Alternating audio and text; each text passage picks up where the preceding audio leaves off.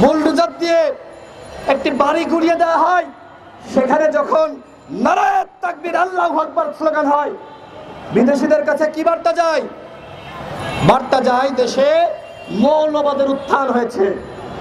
এবং হাসিনা যেটি প্রমাণ করতে চেয়েছিল সেটি কিন্তু প্রমাণ হয়ে গেছে। গতকালকের ঘটনায় হাসিনা জিতেছে আর তোমরা পরাজিত হয়েছো। আজকে শুধু ধানমন্ডি ৩২ নয়, একই সাথে আপনারা যদি ওই বুলডোজার নিয়ে এই সরকারের উপদেষ্টা পরিষদে হানা দিতেন তাহলেই বলতাম আপনারা সত্যিকারের বিপ্লবী। দ্রব্যমূল্যের দাম কমাতে পারে নাই, এখনো পর্যন্ত আওয়ামী লীগের হাইকমান্ডার কাউকে ধরতে পারে নাই। তোমরা ওবায়দুল কাদেরকে পালাতে সহযোগিতা করো, পালিয়ে যাওয়ার পরে তার বাসা বুলডোজার দিয়ে গড়িয়ে দাও। তোমরা কত বিপ্লবী আমরা বুঝে ফেলিয়েছি। যখন কাদের বাংলাদেশে ছিল তখন তোমাদের সরকার কি করেছে? কি করেছে? চোর পালানোর পরে বুদ্ধি বাড়ে, তাই না? চোররা পালিয়ে গেছে ভারতে, তখন তোমাদের মাথায় বুদ্ধি ছিল না। এখন তোমাদের মাথায় বুদ্ধি এসেছে। ধানমন্ডির ৩২ নম্বর বাসা ভাঙতে হবে।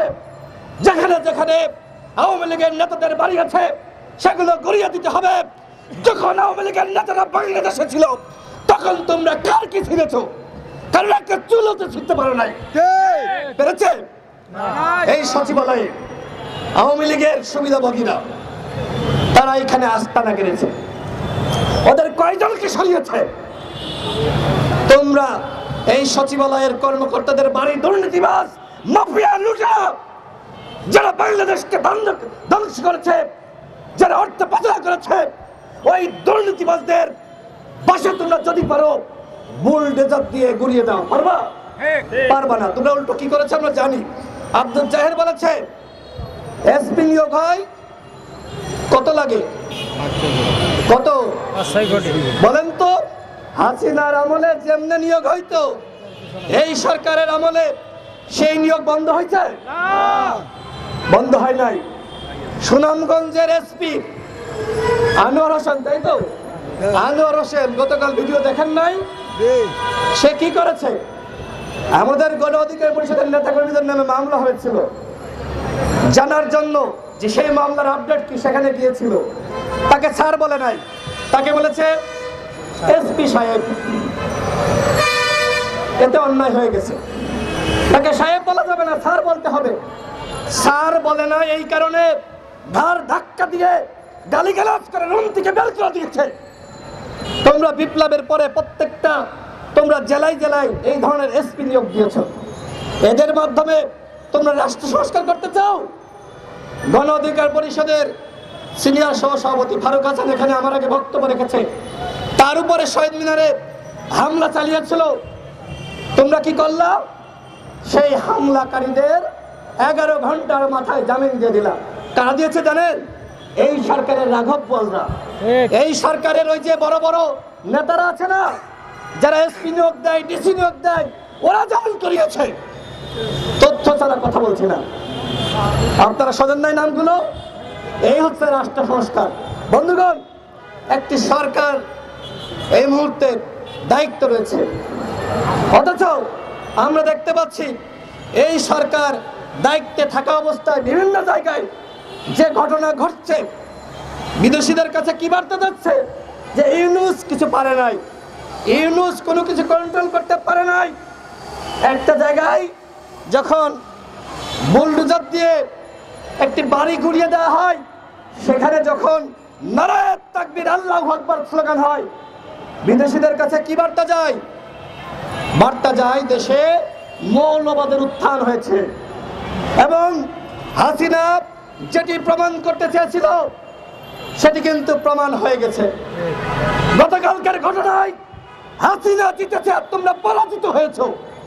এখন হয়তো এই কথা শুনে অনেকে বলবা রাশেদ কি কয়, 2 বছর পরে টের পাবা, 5 বছর পরে টের পাবা আমরা সত্য বলছি নাকি মিথ্যা বলছি।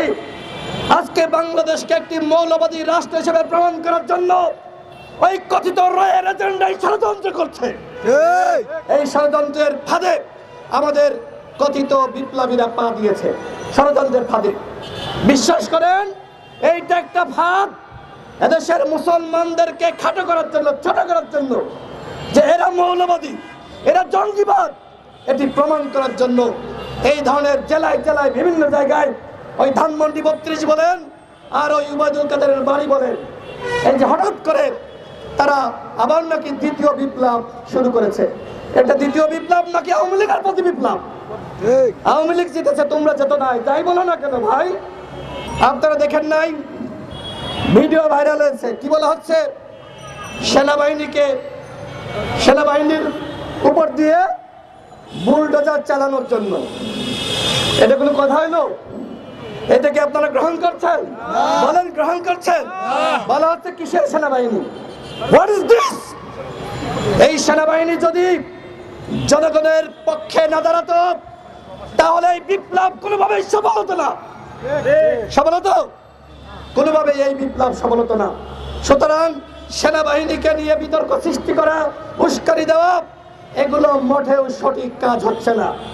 আজকে শুধু ধানমন্ডি 32 নয়, একই সাথে আপনারা যদি ওই বুলডোজার নিয়ে এই সরকারের উপদেষ্টা পরিষদে হানা দিতেন তাহলেই বলতাম আপনারা সত্যিকারের বিপ্লবী। কারণ এই সরকারের উপদেষ্টা পরিষদে সবচাইতে বড় বড় আওয়ামী দালালরা এখনো বহাল তবিয়তে রয়েছে। আমাদের পাশেই সচিবালয়, এই সচিবালয়ে অসংখ্য আওয়ামী লীগার, আওয়ামী দালাল, ভারতীয় রয়ের এজেন্ট এখনো বহাল তবিয়তে। আপনি বুলডোজার নিয়ে ধানমন্ডি যাবেন, ওই খুলনায় যাবেন, চট্টগ্রামে যাবেন, আপত্তি নেই। একই সাথে ওই বুলডোজার নিয়ে সচিবালয়ে আসেন, ওই বুলডোজার নিয়ে যমুনায় যান, ওই বুলডোজার নিয়ে এই সরকারের যেখানে যেখানে ফ্যাসিবাদ আছে, আওয়ামী দোসর আছে, ভারতীয় রয়ের দালাল আছে, প্রত্যেকটা জায়গায় হানা দেন, ভারতীয় দালালদের উৎখাত করেন, তবেই বলবো আপনারা সত্যিকারের বিপ্লবী।